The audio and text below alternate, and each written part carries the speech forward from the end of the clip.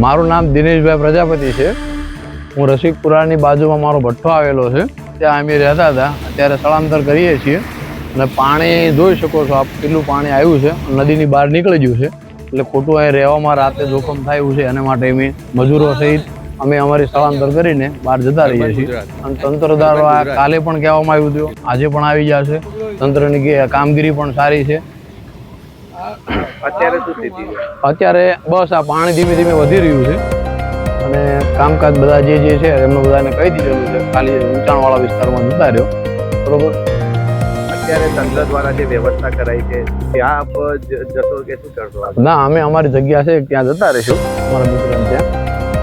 તમારું અહીંયા કેટલા વીઘા ખેતર છે? અને ના, અમારે તો ખાલી ભઠ્ઠો જ છે, અહીં રહીએ જ છીએ. અમારું કોઈ જમીન બમીન અમારી હાલમાં અત્યારે શું સ્થિતિ છે? હાલમાં અત્યારે સીધી પાણીની વધારે છોડવામાં આવ્યું એવું કહે છે કે ધરોઈ ડેમમાંથી ફૂલ પાણી છોડવામાં આવેલું ગઈકાલે પણ એલર્ટ કરેલા હતા, આજે પણ કહે છે. એટલે લોકોને સાવચેત કરવા માટે તંત્રએ અગાઉ કાલ પણ સાવચેતી આપી હતી, આજ પણ આપી હતી. અમને માહિતી મળી એટલે અમે અમારી રીતે આવી વ્યવસ્થા કરી, જગ્યા કરી અમારે ત્યાં સ્થળાંતર કરી શકીએ, જઈએ છીએ. તંત્ર દ્વારા ખાવા પીવાની વ્યવસ્થાને અમારે તો કોઈ અહીંયા તો જરૂરિયાત નહીં એટલે અમે અમારી રીતે તો કમ્પ્લીટ કરી લીધું. ગઈકાલે પણ અમારે લઈ ગયા હતા તંત્ર દ્વારા અને ત્યાં સ્થળાંતર કરાવે. ત્યાં ભોજનની વ્યવસ્થા થઈ હોય કે ના આપણને ખ્યાલ નથી.